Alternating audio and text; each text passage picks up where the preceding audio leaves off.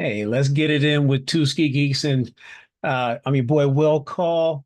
It is the 23rd of June, and I hope you're staying cool and your family as well. It's a scorcher out there in the country today. It's I won't call it warm, it's hot. And regardless of that, on this hot day, I went to Annapolis to have brunch with my sister on the docks in Annapolis and had a great brunch. The crab was amazing in the crab dip, crab cheese dip, and also I had a crab hash, crab and egg hash. Boy, good stuff in the belly. And so with full bellies, then I went to Third Eye Comics. This is one of my favorite places to go in Annapolis for comics anyway. So if you don't know the logo, this is what they look like. Third Eye Comics. Shout out to the owner, Trish. I appreciate you always having great business and a ton of books. It's new book central, but her back issues are the back issue bins are getting better. People of course bring in books for her to buy and or people are selling books and that she'll buy and put into the back issue bins. And so it wasn't always a back issue bin centered place, but it's getting there. It's still primarily heavily uh, new books, and you can go back and find within the last year of books on the shelf, and I mean lots of different copies and lots of different variants. She really does a great job with keeping new books, a plethora of them, especially when other stores tend to run out. So shout outs to her and the store and the staff over there at Third Eye Comics in Annapolis. And so today I'm just going to be bagging and boarding because I think a couple of months when I was over there, I found a stash of books here that I'll just go through with you and bag and board because I haven't bagged and boarded them yet. And then I also got the pile that I bought today that it still needs bagging and boarding. At least they're all cataloged in the database. Shout outs to CLZ for logging as a catalog for or serving as a database for my books. Shout out to them because and especially now that they have perfected the barcode input system. So you just take a book like this one I'm about to bag and board, take the barcode on the back of the book, scan it with your phone, and it puts it right into your membership database. And so on that note, I've got this book here by Scott Snyder called Canary. It's a Western. And this is issue number, oh man, this is issue number. I'm gonna take a real quick pause because I need to go get my glasses. So I'm gonna pause real fast. Okay, I'm back as you can see. I have my glasses and put my headphones on so I will hear myself. And so, okay, this book here of Canary, it is still somewhat, it's not clear what issue that is. I can't see what that is in that circle. So I'll turn it over, but it's issue number one. And let's see here.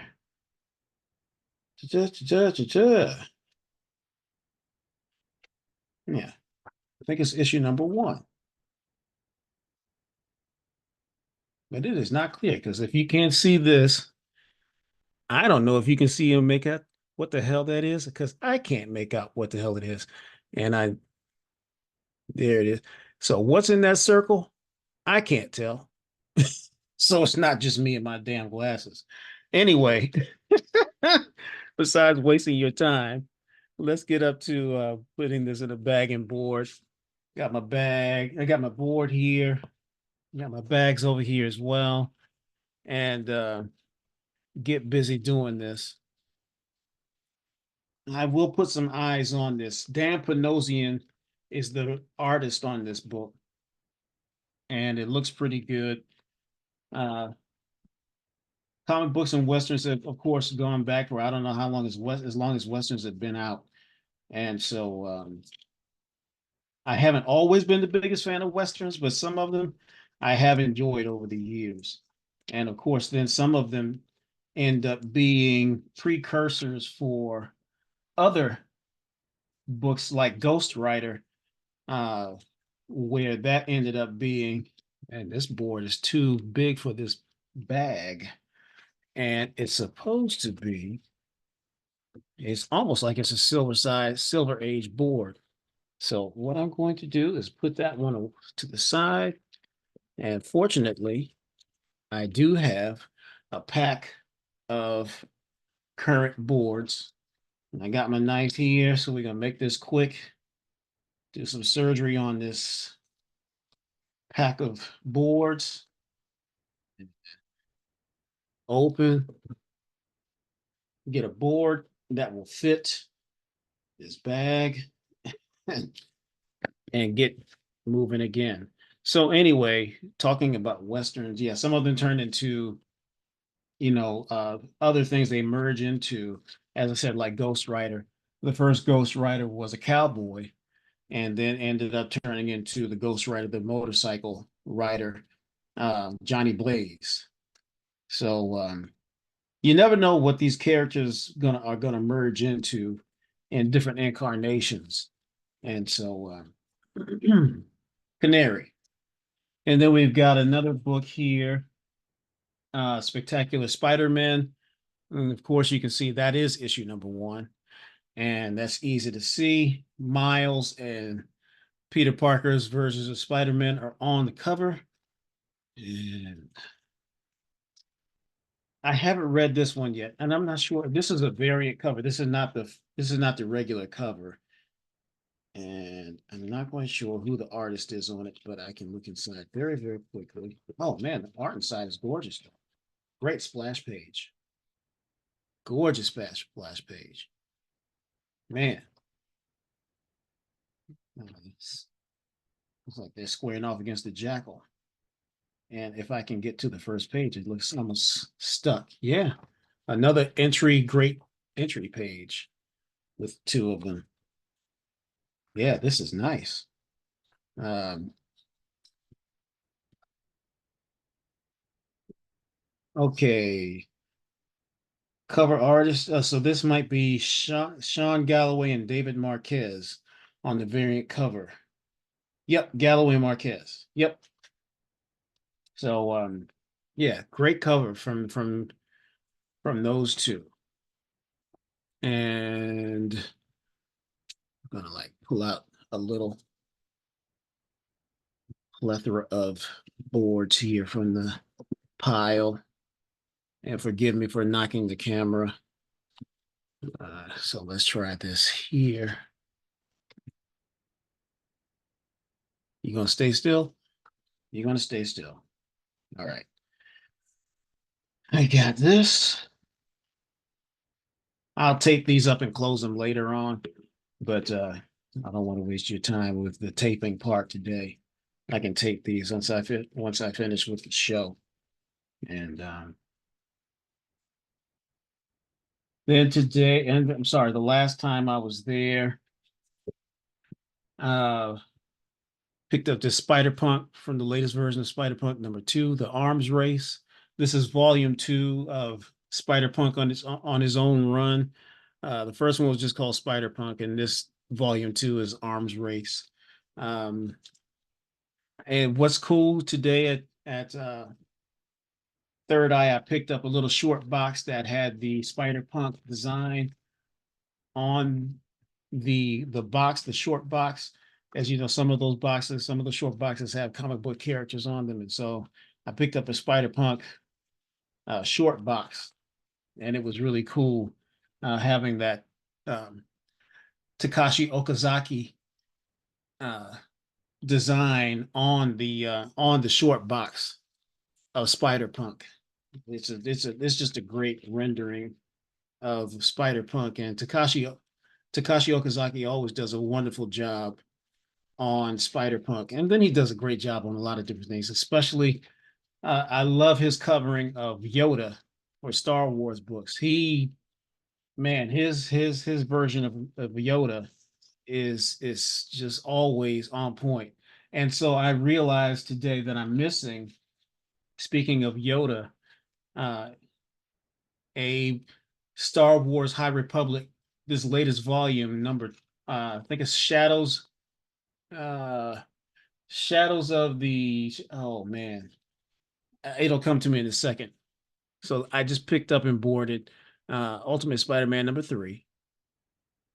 And but that Star Wars High Republic, it's not the Empire. It's because they're fighting the Nile in the High Republic. And the Nile uh are a just a bunch of thugs, really, but really good at it.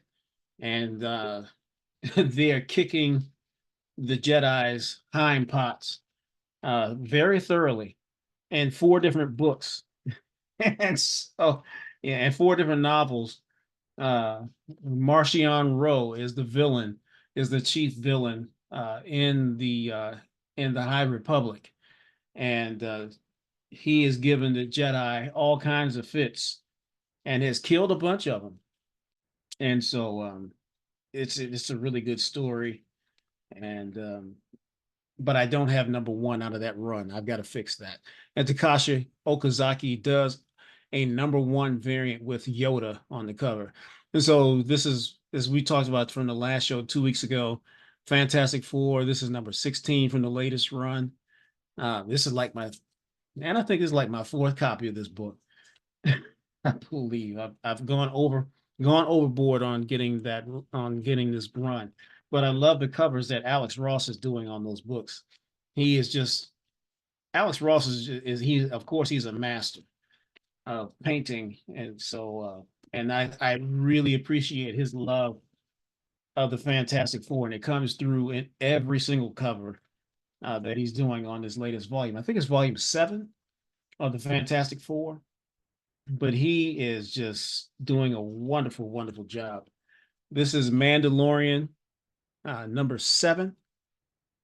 And of course, Rodney Barnes is the writer on this, and Georges Gente is the artist. And Georges Gente is a good brother. I met him when I first came back to collecting comic books in the early, like in 2000, um, at a comic book show, and I met Brian Michael Bendis and David Mack and Georges Genti. They were all at the table. They were all at a table.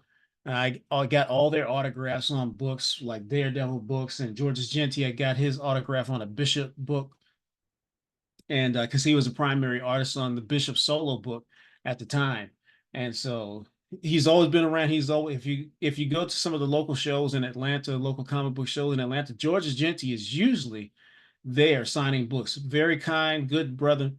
Um, Always willing to just sign books. I don't know if he's charging right now for. I don't know if he's charging for autographs now, but I know back in the day, yeah, it was free for me, and that's 20 some years ago, 24 years ago. So anyway, that's showing my age. But if you ever get a chance to meet him, go shake his hand and talk to him, and talk about some of his work that he's done, about, like I said, on Bishop, and this here on Mandalorian. He's done tons of other things within the X-Men as well. And just look him up. I think it's Georges, Georges, like plural on Georges Genti. And what I just bagged and board, I'm sorry I didn't share with you, uh Mandalorian number 6. And this George is not the artist on this one. This is someone named Cummings on this book. So anyway, is that the right order? I got to put these in the right order. I got to put that in front of the other. And so, yeah, speaking of that, so I guess I'm going backwards. This is number 5 on Mandalorian with Ahsoka. And George is the artist on this one here. Okay. Bag. Getting aboard.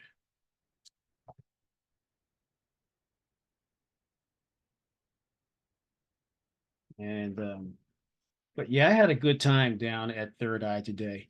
It was you guys, if you ever get a chance to go over to Annapolis, it's right up. It's like it's a store when you really just come off the highway, the main highway, it's the first exit coming into Annapolis, and then you make a left at the light off the highway, off of Route 50 going into Annapolis. I mean, it's and shoot, probably less than a quarter of a mile down on your right hand side, you'll find Third Eye Comics, and you'll have a really really great time in there because again, um, she is just she is Trish is doing a fantastic job with running that store, and I'm giving commercials and I'm giving all kinds of credit to her. She fully deserves all the credit in the world for running a fantastic establishment. She's got statues in there, tons of trade paperbacks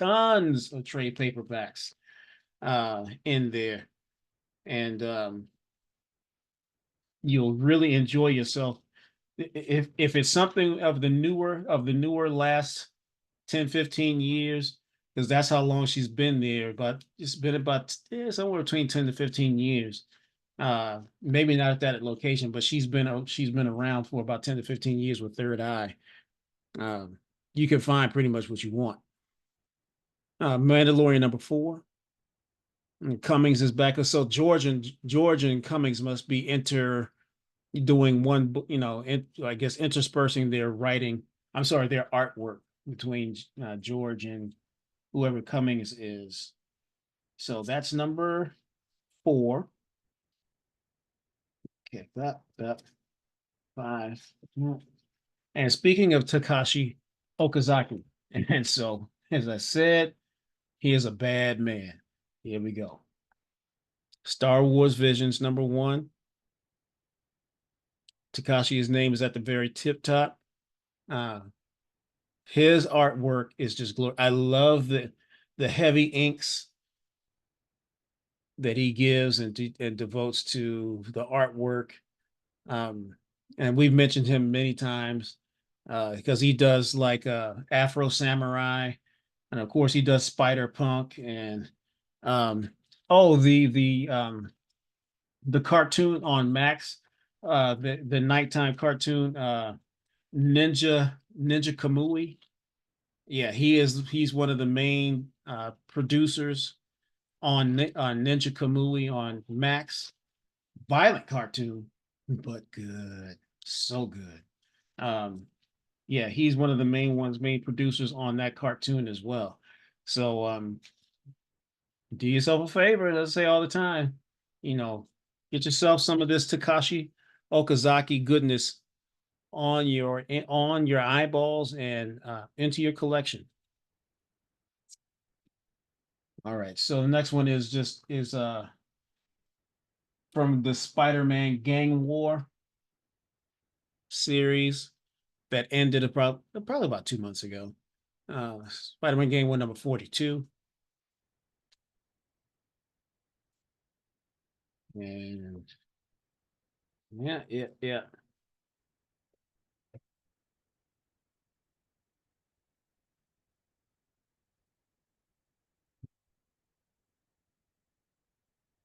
And those covers are done by John Romita Jr.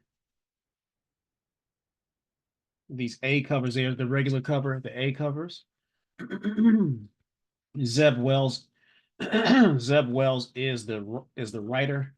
John Romita does the A cover and the interiors. And as you can see, if it'll come into focus,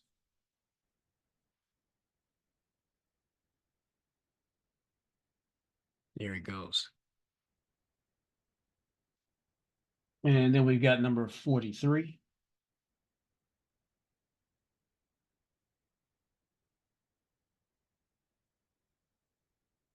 And a board for you and a bag here.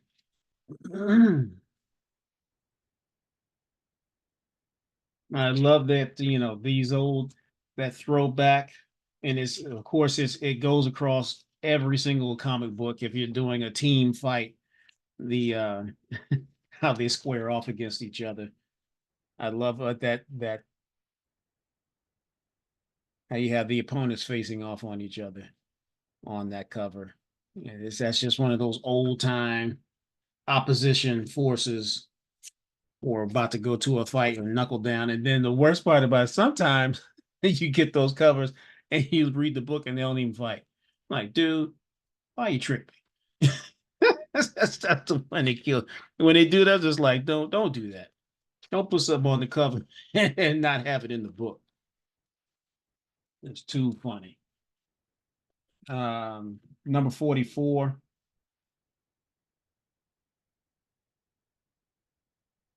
Another great cover by John Romita Jr.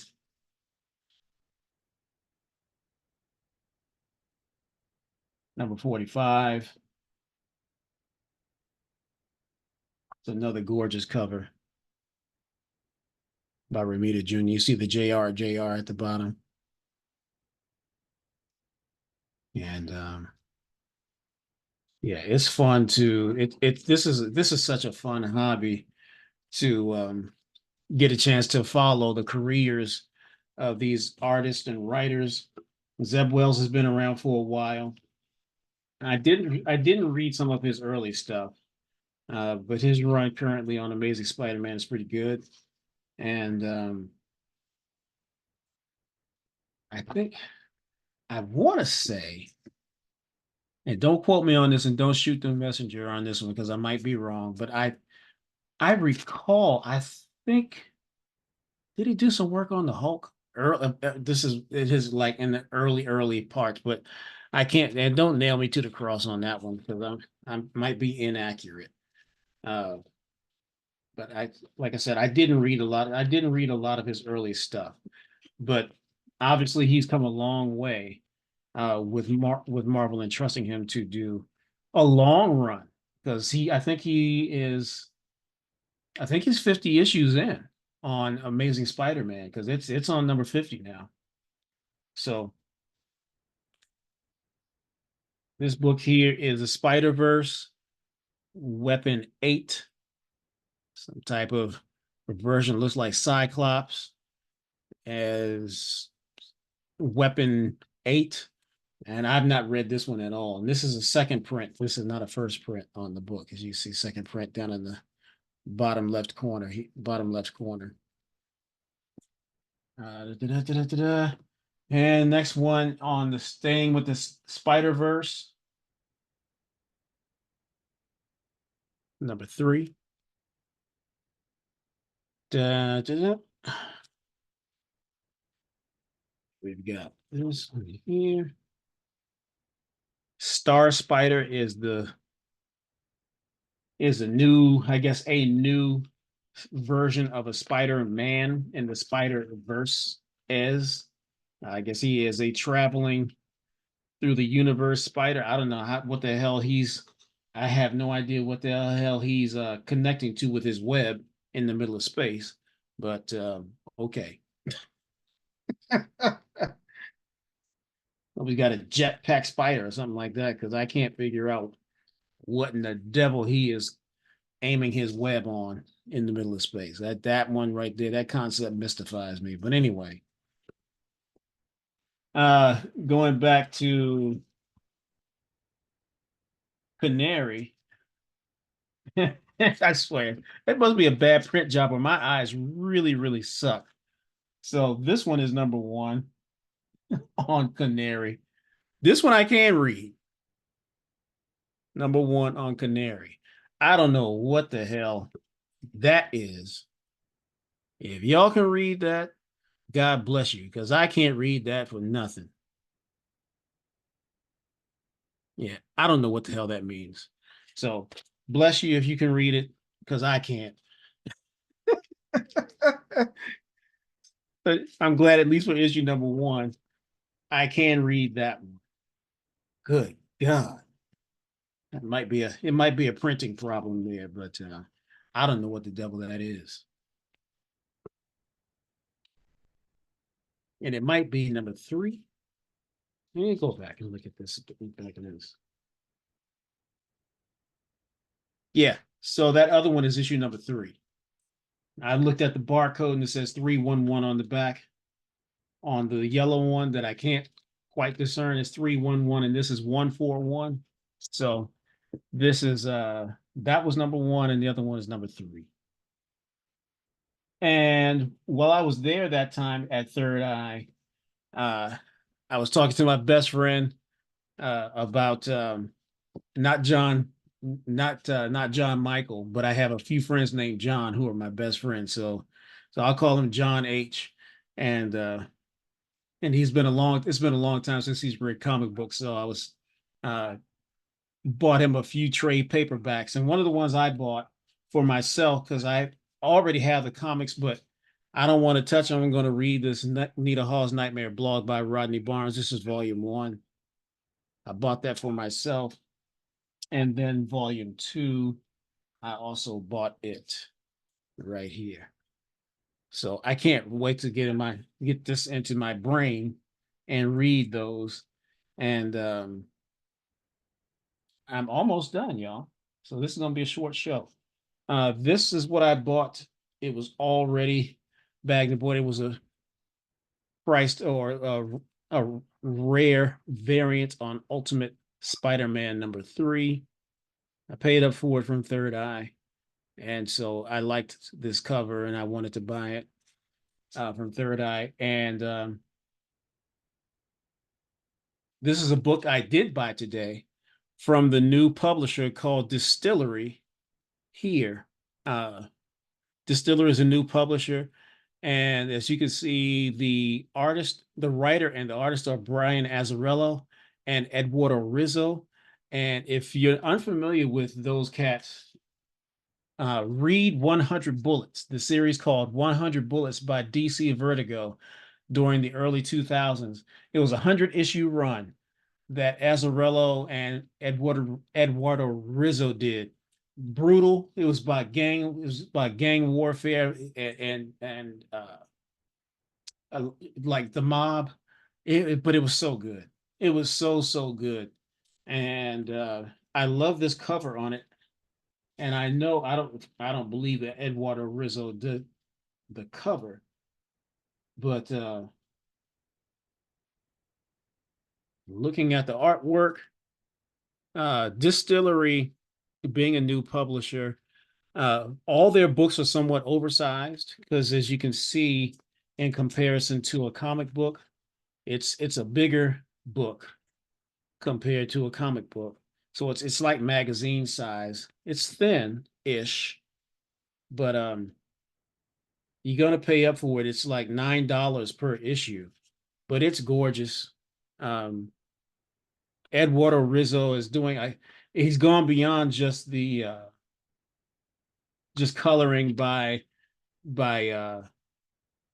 ink so far as I'm sorry, as in colored pens or coloring digitally. This looks like he's painted the pencils, and he does this is gorgeous, absolutely gorgeous. Um, I love it. And let me look inside to make sure that if there's anyone else yeah, because it's Brian Azzarello and as writer Eduardo Rizzo, art and colors. So yes, he's taken the time to paint all of this. This is beautiful work, and I can't wait to read this one. Because I know those cats. They do violence very well. And they do great work. And they've had a long history of working together. They also did in the early 2000s. They did some work on Batman. I think it was called Broken Land or Broken Promise, something like Broken Land or Broken Promise. That Eduardo Rizzo and Brian Azzarello did for Batman. Great read. I have the whole thing. Such a good read. Uh, Penguin heavy and other different mobsters involved in that story. In fact, it was so good, and the artwork was so good.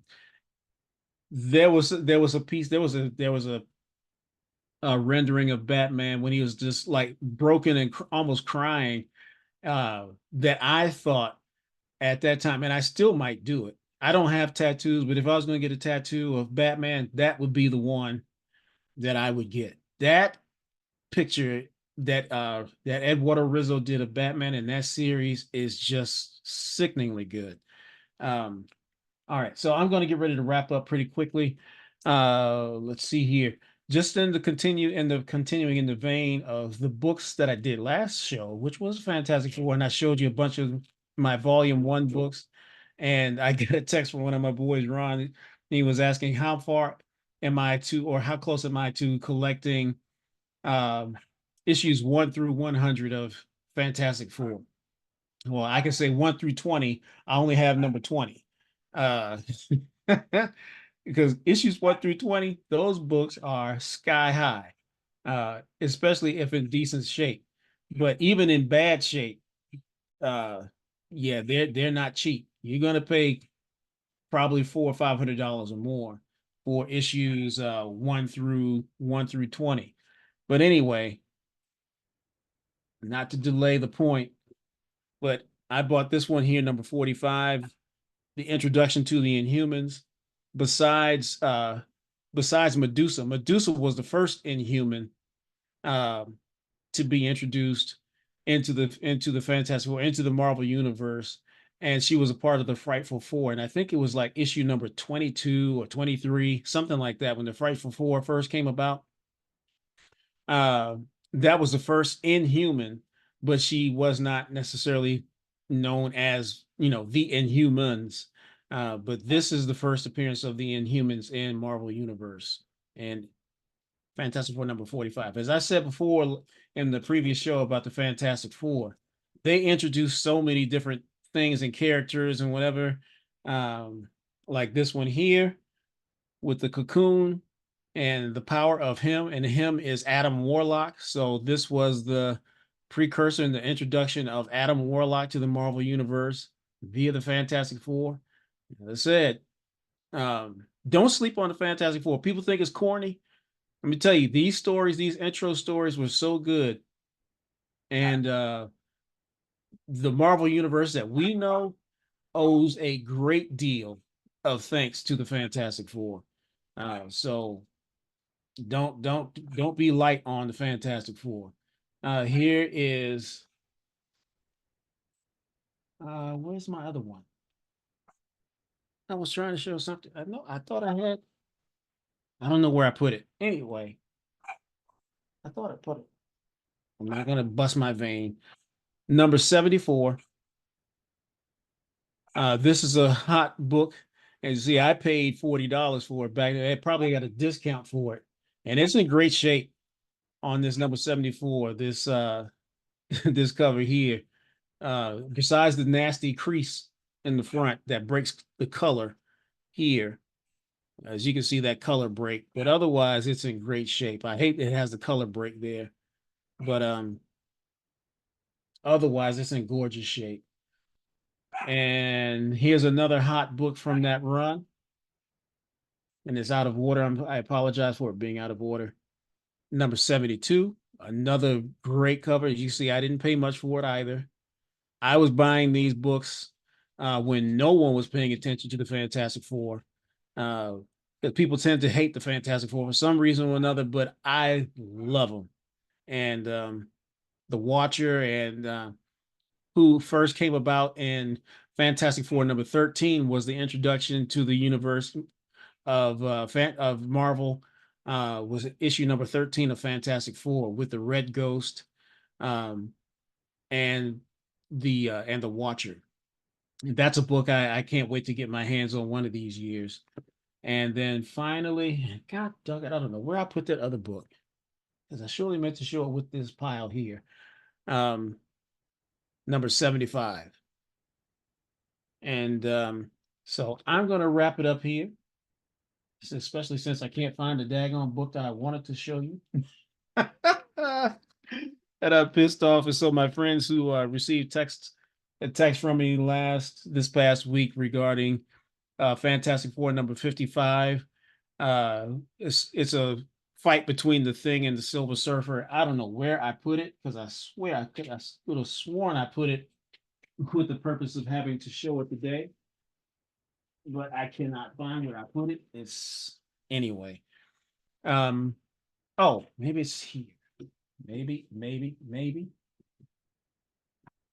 Maybe. Nope. Maybe not. Okay. Anyway, you can look at the cover for Fantastic Four number 55. I'll show it next time.